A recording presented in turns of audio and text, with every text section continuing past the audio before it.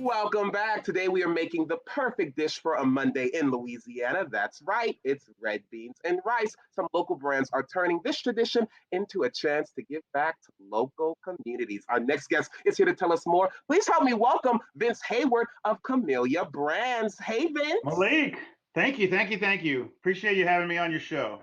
Thank you so much for coming Yeah. on. I have to ask you, Camellia Brands, I always get my beans from you all. Yeah. Why do you think red beans and rice is such an iconic Monday tradition here in Louisiana? Well, it dates back to the early 1800s, and we don't really know why. We attribute it to Wash Day, being a traditional day on Monday. And as traditions are born, they carry on. And here we are a couple hundred years later. We don't really know why, but there's a lot of history about it on redbeansandrice.com with the collaboration that we're doing with Camellia and Savoie's Foods and Cajun Country Rice. We really get into a lot of detail there for you. Yeah, let's talk about it. You all do have a sweepstakes going on with us right now where you can We win a do. prize pack, including Yep. these three brands on your screen. But you all are also donating to Second Harvest. Tell me a little bit about that partnership. Well, look, tough times for everybody right now, and it's just we just saw this as an opportunity to give back to the community, give back to those who are experiencing difficulty right now. Myself and Cajun Country and Savoie's Foods, we all came together and said, let's do this, and we'll contribute through Second Harvest, and we've set up a program with locally owned retailers, and you go in, you buy the three products, and we donate a meal to Second Harvest and help those who are struggling right now. Amazing. I know you all want to try to give as many meals as you can. So try to support these local brands if you can. Also, visit the website redbeansandricemondays.com. You alluded to how it tells you more about the tradition, but you also have recipes on that website, right? We have recipes, history. We're doing an art contest. If you have a fifth grader or somewhere around that age, sign them up, and we're giving away some cool prizes for that as well. There's a lot going on the website. That is true. And speaking of that art contest, it runs through March 22nd. So head over to redbeansandricemondays.com to find out more information. And also go to that website because you can find out a way to cook red beans in a crock pot and an instant pot. Instapot. Amazing. That's what everybody's doing these days. Nobody's got time to cook. Throw it in the Instapot. Let it get done for you. Now, we cannot celebrate Red Beans and Rice Monday without making red beans, right? Joining me now is the wonderful Chef Kevin Belton to help us make some red beans. Chef Kevin, I must have smell-o-vision because it's smelling good over here. How are you? I am doing wonderful. I am so happy you're here. And guess what? I got started, man. I have my own dewy sauteing in the pan, of course, with a little onion, celery, green pepper. And of course, we got to get in some bay leaves and a little bit of that garlic down in here, just to make it smell extra special, just for you, Malik.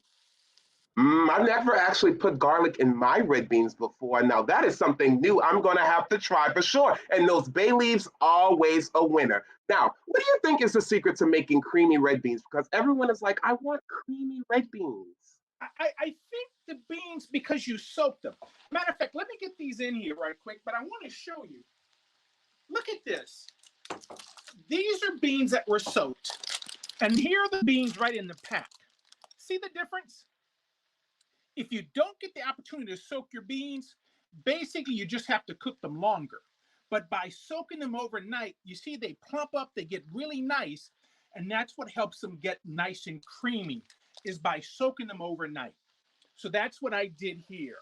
I soaked these overnight. Now, I like to put them in a pot at this point, let them a good stir, let them get to the heat a little bit, and then I cook them in stock. I love to cook in stock as opposed to just plain water. But you don't have to do a whole lot with good ingredients. So at this point, Mmm. we get our stock in. I bring this up to a boil, turn it down, and let it simmer.